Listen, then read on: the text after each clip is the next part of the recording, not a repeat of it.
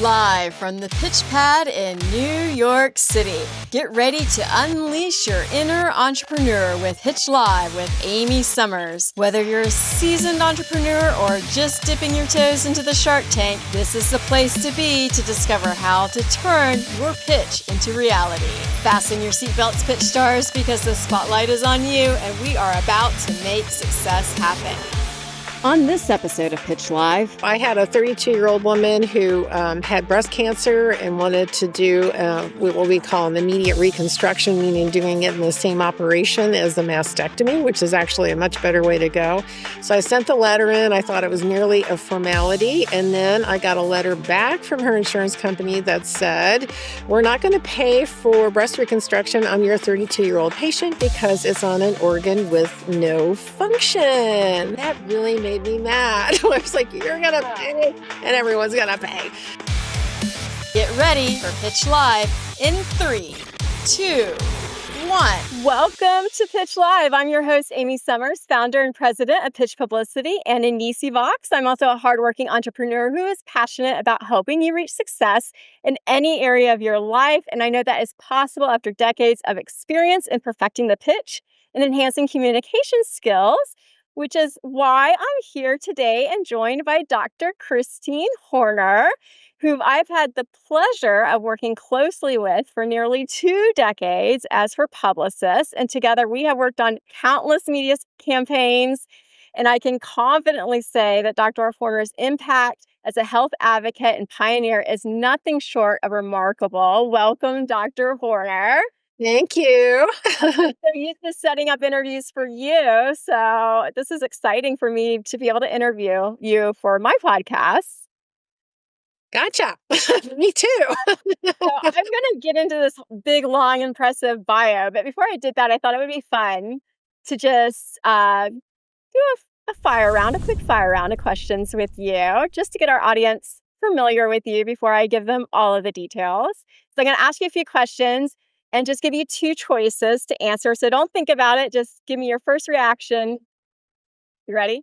Okay. Go for it. All right. TV or radio? TV. Okay. Pink or purple?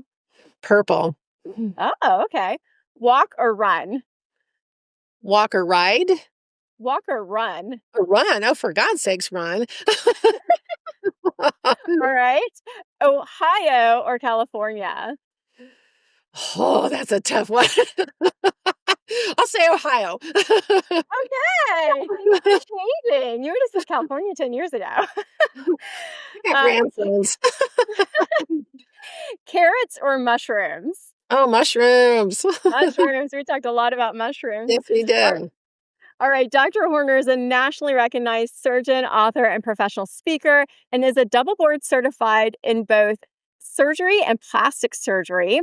And she is founder and owner of Dr. Christine Horner's Medical Thermology Group in Southern California. Early in her career, she led a groundbreaking 5-year crusade known as the Breast Reconstruction Advocacy Project, or also known as the BRA Project, which resulted in the passage of a federal law mandating insurance coverage for breast reconstruction post-mastectomy. Her relentless advocacy not only transformed women's health rights, but made history after President Bill Clinton signed the law into effect. Her campaign involved several meetings with President Clinton and, at the time, First Lady Hillary Clinton, which we are going to learn a lot more about in this interview.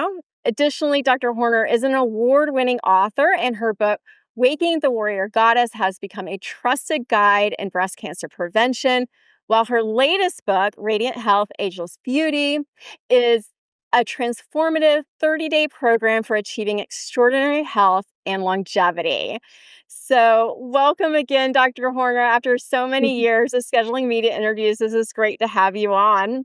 Thank you. I can't wait to just share with everybody how you, MSH, make shit happen, or, if we want to be polite, make success happen. You do it all the time. But I want to first go back to the BRA project. So can you take us back to the beginning of that campaign? Why did you decide to do this? And how did you prepare to launch this ambitious campaign? Sure. So I worked as a plastic surgeon, and I had a special interest in breast reconstruction for breast cancer patients, and that was because my own mother had breast cancer.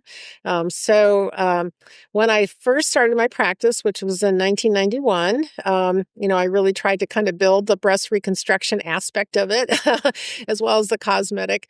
But in 1993, which was just actually a year and a half later from when I started my practice, things started changing. So basically, what happens is, if a woman or a man wants to have any kind of surgery done, their doctor has to send a letter to their insurance company to get the approval.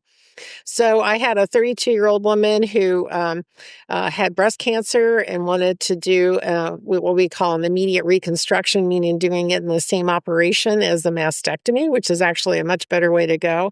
So I sent the letter in. I thought it was merely a formality. And then I got a letter back from her insurance company that said, we're not going to pay for breast reconstruction on your 32-year-old patient because it's on an organ with no function. I was like, "Oh, that really made me mad." I was like, "You're gonna Yeah. pay, and everyone's gonna pay." And, at that same time, I just ran into constant, issues and the insurance company saying, "Yes, you're approved," and the last minute they took it away, and it was, torturing women. So I decided to start a national campaign to pass legislation to make it mandatory that insurance companies pay for breast reconstruction following mastectomy. And it just so happened that at that time I was doing kind of intensive training and development classes with Landmark Education Corporation. And so their third in the series of their kind of curriculum for living was called Self Expression and Leadership. So you were supposed to, get a project Mhm. that you would then take out into the world and set it up in such a way that would enroll so many people into it that if you were to die, it would continue to happen. So I knew at that moment in time what my project was, and that was passing, legislation to make it mandatory that insurance companies pay for breast reconstruction. So I kind of had some Do you really remember good. that the messaging that you're using initially? Like, how did you come up with the message for that? Sure. So I would say they worked with me, on that on that too. So it was, basically, you know, what I did was I was just like, okay, well, you take personal experiences, obviously. So it's like I lost my mother, to breast cancer. So I have this special interest in it. I'm a plastic surgeon. I'm working, doing breast reconstructive surgery. And so I'm seeing these women, young women, who are interested in having breast reconstruction done. So what I did with another patient I had that was very young that got denied was to go through the medical research and look at all the studies. So these are like psychological studies showing how women do. If they have just a mastectomy or if they have the reconstruction and have the reconstruction done in the same operation as the mastectomy. And so we found that women did tremendously better if they had a breast reconstruction done. The other thing I always emphasized was that with some of what I want to say issues that people had would to be thinking of plastic surgery as if it were a cosmetic procedure that was unnecessary. So it's really distinguishing the difference between reconstructive, which is trying to make an abnormal structure look more normal, versus cosmetic, which is taking a normal structure and enhancing its beauty. So, I've emphasized this is basically an amputation of an organ on a woman that has extremely highly emotionally and sexually charged. It's not like an earlobe or something, it's like a really significant organ. It's, something that women feel that kind of it distinguishes them, we'll say, as far as being feminine. Also, it's a very nurturing, structure too, because a lot of them nursed their children. And then if you think about how we kind of uh, co- what I want to say, kind of soothe someone, emotionally. It's like, well, that's a part of the area where we're holding them in and so forth. So And where there's the connection happens correct. and all Yes. that bonding. I want to Yeah. go back, because I could just wind you up and go, you have so much information, but it's coming at us so fast. I want to just pause for a second because you said some really important nuggets in there about your pitch that I want to just go back over. I thought it was really interesting that you started with your personal story. And so many pitches start that way, that you started with that personal story of your mother, dying from breast cancer to get their attention. I like that you said in your pitch that you also use actual case studies of current women and that they were younger because you don't I feel like that would appeal because it was so unusual, right? That Mhm. this was happening so at that time that so many younger women were getting breast cancer. And then the science, the facts, all the data that you also included in your pitch. So obviously, you're dealing with insurance agencies and this is legislation. So they've got to see the facts. So it's not enough to just appeal with a story. And that was in there. And the differentiation as well, because when you do hear plastic surgery, you just think, oh, that's an extra. That's not, like you said, it's unnecessary. And you really had to, it sounded like work to get them to understand. Just curious, um, when you explained the difference, did you actually use the words that you just shared with me? Were you talking about it getting cut Yes. off? Yes. Yes. And because to me it is, and again, I kind of want to do it bluntly where there's a little bit more drama with it, but it's an amputation of a, of a body part. It's 'Cause not like, that's a shocking word that yeah. you actually use that in the pitch then. Hmm. Did you did you also use the language about it being a not a necessary body part or whatever the insurance company had written back to you? Well, of course I did because it was so outrageous. It's like an organ with no function. I mean, my first thing was like, wow, I bet your wife really enjoys you. That's a very interesting thing to say. But yeah, it's just completely crazy and unbelievably sexist. And so that was another, pitch that I did where it was like, okay, if you, to the insurance companies, if you're paying for reconstruction of a penis, for instance, then you should be paying for reconstruction for a breast, or else you have sexist, policies going on. Were And they so doing then, that? Were they paying for penis reconstruction? well, not only that, but the number one case that was being paid for by Medicaid was penile, like, implants. That was the Wow. number one case, so I'm like, Wow. if you're paying for that, you need to pay for breast reconstruction. And there, the response from the first guy that I talked to that was involved with a Medicaid, case, he was like, young lady, you're completely out of line. And it was like, no, I wasn't. Young lady, another sexist comment. That's right. Exactly. So did you just call it what it was? Did you say this is sexist or did you have to Yes. tiptoe around it a little bit? No, I did not. Okay, so did that make them when you were speaking to men at that time, and let's remind everybody this is early 90s, right? So Yes. did that make people angry like when you just called it like it was, or did they Well, I listen? think, for instance, the first insurance guy, it did. But I think, the other thing that was happening at that time was that, the Clintons tried to do, some revision for health care that didn't go very well. And so then what happened was they were allowing states to kind of figure out, their own thing. And Okay. so Washington State, did this thing where they decided that they would just simply list every kind of operation you could have to reconstruct something, right? And so every reconstruction of every single body part, including external ears that can't hear, were included in what they would pay for, and the only body part they wouldn't pay for reconstruction was breast reconstruction. Now, people were horrified when I told them that. Yeah. It's almost shocking in a way because you would think of all the body parts that men would want reconstructed, it would be breast.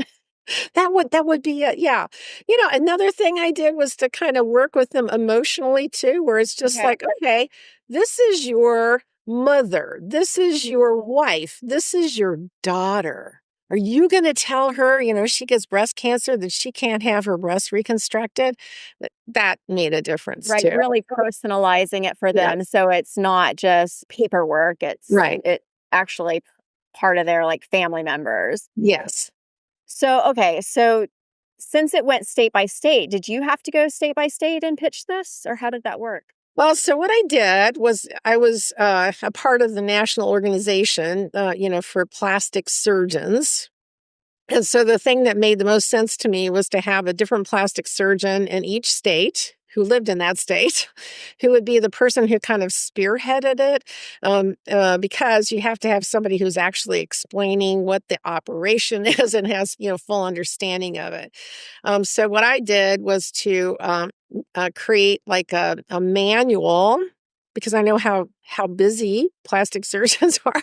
I created a manual that was like, okay, step 1, step 2, step 3, this is what you do, and being able to organize it in your state and pass a legislation. I even had like sample bills written so they could just copy it. I had sample newspaper articles so they could just publish that. And so I was Wow. feeding them as much as I possibly could, so that it could happen. So we ended up getting 35 state laws passed.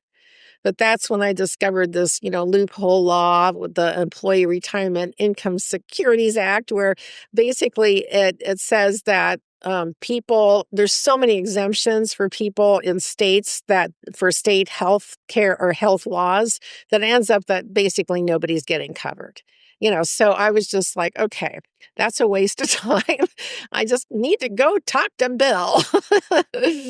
When did that, like, is that what first popped in your head, or did someone say, "You gotta take this all the way to the president"? Like, how did that idea Oh, no, from the get-go, I wanted to take it to the president, but then, no, I was told, okay, that was right when the Clinton healthcare didn't go through, and they said, "Okay, you're not gonna be heard in Washington talking about anything with healthcare, you're gonna have to start in the states." But actually, it was pretty good because then what happened is we had this really great grassroots kind of Okay. groundswelling, happening because we started, that way. Yeah. That you didn't go straight to the top? I think that's a good lesson too, to kinda we've even learned that when we were doing a lot of publicity campaigns together, sometimes it's better to start with the local TV networks and build up to national. Sometimes you don't wanna go straight to the top first because I'm sure it helped you get your message and positioning exactly right before you got that meeting. Is that right? Yes. Oh, yeah. I mean, for sure, there was that. And then, like I said, you have to enroll like just gazillions of people, into this idea of really working on trying to get this legislation passed. So by doing it in the states, then I had all sorts of women's organizations, people who had worked on the legislation. And, the other thing I did was to get different organizations to sign on saying that they agree, with the legislation is needed. So organizations like the American Cancer Society and like that. So then, so that was great to get their endorsement basically. This must have consumed so much of your time, did it? Or were you just in a moment? Well, so it took 5 years, so it was super time consuming. I hired people, to help me, Wow. too. So I mean, I couldn't do it all myself, so like in my Right, you had a office. business to run, you had to make some kind of money. Yeah. So how did you manage to finally get that meeting with the Clintons? How did that happen? So when I, heard about the loophole law and I'm like, okay, we're really not helping anybody. I was like, that's it. I just need to meet President Clinton. So for literally only 2 weeks, every person I met, I said, do you know how I can meet President Clinton? Do you know how I can meet President Clinton? Every person. And then within 2 weeks, I met someone who knew someone on the Federal Trade Commission. I had lunch with them. And like 5 days later, I was in Washington meeting with President Clinton. That's amazing. We have to pause here for a second and just sit on that. You asked. I mean, he's running the country. This is the president. This is the highest meeting you probably ever get, and you're just running around asking everyone, "How do I get a meeting with him?" And Yeah. finally, someone gave you access. Yeah. That's really impressive. So, okay, so you get your big moment.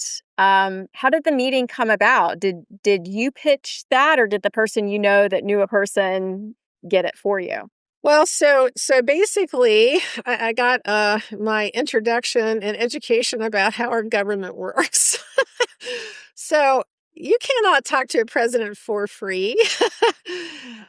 Everything's bought and paid for. So, so what happened was that it was a year 1996 when Clinton was running for re-election. And Okay. so there was a fundraising event that was happening in Washington, D.C. at the Mayflower Hotel. And so I had to pay $10,000 to go to this fundraiser where I could actually meet the president and talk with him. So I I was wonder how very much that meeting would cost now. Probably a lot more than 10,000, right? who knows? Yeah. Wow. So you're at the fundraising event. So it's not really like a meeting. It's not like you're in his office. You're just Well, at a no, big no, no. meeting So with him, no, or how did it work? then I had to work it. So basically, at one of these fundraisers, they have like a reception line, when the person of interest shows up. So the president, and if you pay that much money, then you get to go on this reception line and get your picture with him. So Okay. when I was meeting him and shaking his hand for the picture, that's when I do the whole pitch. It's like, hey, Wow. hey, I'm Dr. Christine Horner. But what was amazing was the assistants that Bill Clinton and Hillary had. They brief them on who's going to be at the event, and they give them a whole background. And both of them had like mega brains, I guess, so they could remember this stuff. But he was like, "Oh yeah," he's like, "Oh yeah, I know about you, and I know that you're working Oh, on this reconstruction legislation and stuff." And he goes, "And I think you're sitting at my table tonight." So they they switched me up and put me at the table, whoever, was working the event or whatever. So I got to sit at his table. So I had wow. more access to him. Yeah. And then he would, all these people were coming up to him and talking to him and everything. And I just thought, oh my God, I'm not going to get a moment to talk to him. So I just paid $10,000. So I like stood up, I leaned across the table. It was a huge, round table, and he's on the other hand. And I said, I need to talk to you. So, This sounds like an episode of The Bachelor. so, so he's like, okay. He's like, I have to go do my speech. And then, I'll, as soon as I'm done with that, I'll come by and pick you up. And then, we can walk out like into the hallway and talk. And See, so, this is like The Bachelor. You're like, I need a minute with you. no, I don't watch The Bachelor anyway. So that's what he Yeah. did. It's Yeah, like 25 women trying to get one man's attention, yeah, except you were trying to get on a date. You're trying to get something important yeah. done. So, Anyway, yeah. So, well, okay, wait. So wait a second. So I want to go back to the reception line. Did you prepare in advance exactly what you were going to say to him, like an elevator pitch? Did you have in yes, your mind what it was? yes, absolutely. Do you Hey, remember what it was? it was precious time. Um, Well, in that meeting, I'm not 100% sure. I mean, I think that I was just saying, hey, we've got a real issue, going on where, women are being denied the ability to get their breast reconstruction or breast reconstructed after having had a mastectomy. And that is just like so wrong, kind of like that, I think. So Now, nice to meet you. Let me talk to you about breast reconstruction. that's right. So then the second meeting I had with him, which was actually just a week later. So I was, living in Cincinnati, Ohio, hence the Ohio thing. And so he came to Cincinnati to do a luncheon because, again, he Okay. was campaigning. So the DNC called me up and they said, we like your spunk. and usually $10,000 is for a couple. Since you came by yourself, we're going to offer that you can come to this luncheon for no additional fees. Wow. Yeah, so at that point, I had decided so, some people may not remember this, but President Clinton's mother died of breast cancer. Okay. So I just thought, I can talk with him about, your mom died of breast cancer and my mom died of breast cancer, and this is something that we can do to honor their lives. Amazing. Yeah, you did your research, I so did. that's an important part of the pitch. Did that Out of all the quick pitches that you gave him, what do you think caught his attention? When did you feel like, "Okay, I really have his attention on this issue?" I think it was that moment, so, like, we were at this, luncheon thing, and he got up to go to the bathroom, and I blocked him from going. And I mean, we're like this far away from each other. His eyes are like super intense. And that's when I, was like, hey, like your mom died of breast cancer. My mom died of breast cancer. And we need to do this to honor their lives. So then he was like, to his assistant and he whips out, like his cards. So there's like a zip code to the Oval Office. So Okay. then I was able to write him and get directly, to him, and I actually got a response with a signature on it. So, Wow. yeah. Wow, so then there was a follow-up meeting at his office then, and it got done, or what happened? Well, so then, actually, Hillary, came into town. I mean, it was kind of a big, campaigning time period because, again, he was, running for reelection. And so at that point, I'd gotten real smart about how to do this. And so I had the breast implant companies pay $10,000 because, it really was something that was going to help their business. And so then when I got to go through the little reception line, with Hillary, I made sure that I was the last person so that I could talk to her and there was more time, to speak to her. And Hillary really, really, really loved women who had an issue that they were working on rather than just doing schmoozing with a celebrity, kind of thing. Mhm.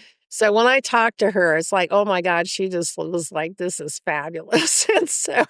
And so there was this really obnoxious attorney that had paid to sponsor that event. And he was like tapping me on the back, let her go. You're monopolizing your time and stuff. And so she looks at me and she says, I want you to come to the White House and visit me. Wow. Yeah, so that's what I did, was then to fly to Washington and met in the West Wing, and of course, it ended up being her assistants and not her, directly, but Mhm. anyway, yeah. But they signed it, it got passed, and it became a national Well, legislation, it was right? all kind of like divine intervention. So the way our government works, it was actually never heard in committee, and it's all about who owes who a favor. So one guy was running for reelection, a senator, Senator D'Amato, and he had a bill that included the breast reconstruction. I was joke where it's like, well, we had a Democratic, bill that was the left breast, and then we had a Republican bill, which was the right breast. And so anyway, it's in the nth hour, and so he's like, I got to have something to run on. And so he had this very complex bill with all sorts of stuff. They said you can only choose one thing. He said I choose breast reconstruction, and it went on the budget bill, the last day of Congress. It reads like a novel, and so it got passed Wow. because they just added it to the budget bill. Amazing, though. Yeah. What a legacy for you to leave behind, and it was a legacy project. Yes. I hope you Yeah. got an A in the class or whatever you were, No grading. Um, well, I wanna shift a little bit as we're kinda coming towards the end. Obviously, you're very passionate. I think that your passion also speaks to your ability to pitch, just as having that passion. Um, I know that your mother died of breast cancer. Where do you continue to get your passion to educate? Because you have many books where you teach about breast cancer prevention. Where do you continue to get motivated and keep that fire burning on your passion? Is it news stories or does it still keep driving from the story of your mother? Well, And also I had patients, that I'm watching them get younger and younger, and then I start operating on women in their 20s. I mean, that I was like hysterical about that when that started happening. So I don't know. I think I just have an innate passion about like there's just too much needless suffering, that's happening. And having been trained in natural medicine and Ayurveda now and everything, it's like, oh my God, there's so many really simple things that women can do that can have such a huge difference, and they just don't know it, and their Western trained doctors don't know it. So, to me, I just always have this passion about helping people so that they can prevent, horrible diseases, and that they can experience radiant health and ageless beauty because you get more joy out of life.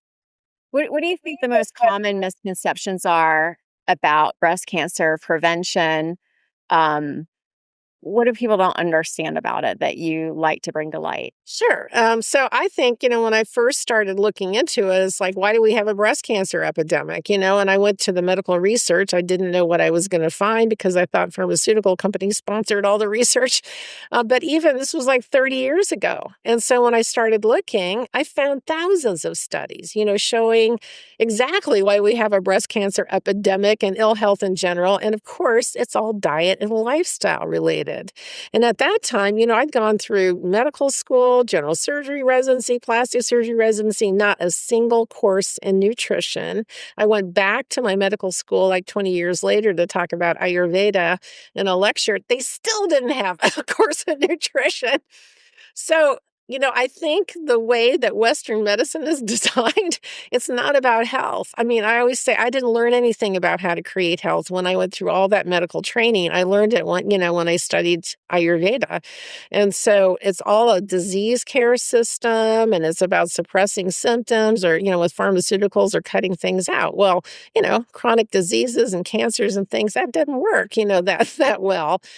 So I think still people are kind of locked into the Western medical system, and it's hard for them to go, oh, it's not just like some fluke and we don't know why we get this. But to me, that's such a disempowering message, which the American Cancer Society was definitely giving that out when I was working with them, where it was just like, well, we don't know what causes breast cancer. We don't have any known cure. The best thing that women can do are mammograms, breast exams in the hopes of catching it early. It's like, well, that's what my mom did. She got stage 1 disease and then she's dead, turned into a metastasis. I'm like, that doesn't work, So for me, it's like if we can prevent it. And the wonderful thing is that research shows that 95% of the cases of breast cancer could be prevented just with diet and lifestyle alone. So it's just like, all right, well, what do you do? I mean, that's what my book is. It's a guidebook. Here's the things you should not do because they increase your risk. Here are the things you should do because they decrease your risk. And then you're like super clear about it, so you get to choose. I remember when I was working with you, you had so many like really good sound bites. I think sound bites are really important when you're trying to pitch an idea to someone. Mhm. Give me like your top 3 or top 5 sound bites when it comes to messaging that really motivates people to try some of these preventative practices. What are some that people are like, the light bulb goes off and they're like, okay, I can do that. Okay. So one of them is that, it may seem like it would be like this very difficult, unfun thing to live a healthy diet and lifestyle. But, what the research shows is that if you do one healthy thing, that's it, one healthy thing, you cut your risk in half of breast cancer. If you do more than one thing, those things multiply up together. They don't just add up together. So it's incredibly simple to dramatically lower your risk. So just one thing and you're going to cut your risk in half. Yeah, You had one about sleeping too. I always loved that one. What was the one about sure. sleeping? Yeah. So it turns out that, we know that the kind of the typical hour, 7, 8 hours a night is what you want to get. But it turns out that the absolute times that you sleep are as important as the number of hours that you sleep. So we found that we have all these different hormonal fluctuations throughout the day, throughout the night. If we go to bed before 10 o'clock and we get up before 6 o'clock, those fluctuations are normal. If we go to bed after 10 o'clock, they're not. And if you stay up to midnight on a regular basis, those hormonal fluctuations, and not just, estrogen, progesterone, whatever, it's like your sleep hormone, melatonin, your stress hormone, cortisol, your insulin is a hormone. I mean, all those things are kind of interrelated. But if you stay up to midnight on a regular basis, it screws up your hormones so badly that your chances of getting heart disease, diabetes, obesity, and breast cancer is doubled. That's one that always sticks in my head, right? When it gets about 10 o'clock, I'm like, I gotta go to bed. I remember Dr. Horner said go to bed. But is it get up before 6 a.m.? You should be getting up before 6 a.m. Mhm. every day. What Yes. time do you get up? 4:30. 4:30. Okay. I like that's my optimal time for working, and then I go play tennis for 3 hours, like 5 days a week, so I play tennis at 7 to 10, yeah, so, yeah. Well, you are definitely radiating health. So I suggest anybody who wants to radiate health like Dr. Horner pick up all of her books and start reading them. We talk a lot about mentorship on this show. So as we are wrapping up, you've always inspired me. You've been a mentor to me. When I met Dr. Horner, I was going through a horrible relationship. She gave me the best advice. It had nothing to do with health, but it was mental health for sure. I still remember the thing that you told me because I was in an emotionally abusive marriage and I was trying to get out when I first met Dr. Horner. And I remember you said, it's going to be worth every penny. So I just kept telling myself that it's going to be worth every penny. And you also said there's going to be a light at the end of the tunnel. But you said some things you probably don't even realize to me that really pulled me through that moment. So you have definitely been a mentor to me in my personal life for sure. I, of course, enjoy working with you professionally, but I'm just curious in your career and your life, have you had good mentors and how have you come about these people? Well, I would say in my case, I mostly wasn't seeking someone, they showed up, So, like, for instance, when I got back from meeting with President Clinton, the television station sent out a reporter to interview me about it. And it turned out that he had been a teacher of transcendental meditation for like 30 years. So, anyways, you need to learn meditation. Great. So I learned meditation. And then he said, oh, well, this comes from a system of medicine called Ayurveda. If you want to learn more about it, go to the spa in Fairfield, Iowa. So that changed the whole course of my life. And it wasn't like I was seeking this person out. It's just like, people would show up, and I'm also was constantly saying, yes, yes, I'll do that. Yes, I'll do that. So, That I you're could willing to experience. try. I love how you describe that. I think you're the first person that's really described it that way to me. And that makes a lot of sense because I always say that it's not like we're looking for mentors all the time, but then people have mentors and you're like, how did they get those mentors? But I like how you say that you weren't seeking it out, but they found you. Mhm. Just like I found you. I mean, you I didn't ask you to mentor me through the process, but you I think it's just being bold enough to tell somebody like someone told you you need to know meditation. It changed the whole course of where you were at that point in your Mhm. career, I'm sure. Right. Yeah. And just, being open, so it was like everything that he said, oh, you should do this. Okay, I'll do that. Oh, you should go to okay, I'll do that. Yeah. Well, I mean, what a beautiful, amazing career that you've had. Um, do you have a pitch for our audience today? I want to give you the platform right now. I mean, is there anything that you want to pitch to our community? Well, so what I'm doing now is I'm working with thermal imaging. So it's an infrared picture of the body, and it shows us what's going on physiologically. So all the other tests that you have to look at bodies, imaging tests or anatomical tests, and the only thing that they're going to, pick up is if there's been a structural change to the body. So in other words, they're only going to tell you about something that you already have. They're not preventative. Where thermal imaging can pick up imbalances in the body years before somebody develops a significant problem and at a stage where it's easily reversible with simple diet and lifestyle techniques. Fantastic. So where can people connect with you and how can they find out more about this? Sure. So my website, which is med, therm, THERM, is in Southern California.com. And there's wealth of information on there, ways to contact me, and lots of really good videos. Great. Well, Dr. Horner, thank you so much for joining us today. I know for sure that your journey has inspired so many people, and I know you'll continue to inspire people. You inspire me all the time. I want Thank you. everyone to share this episode so we can get more people exposed to Dr. Horner's amazing story. And I'm glad we documented it because I'm like, we have to document in detail this pitch that she did to the President of the United States. So thank you for joining us today. Oh, you're welcome. It was my pleasure.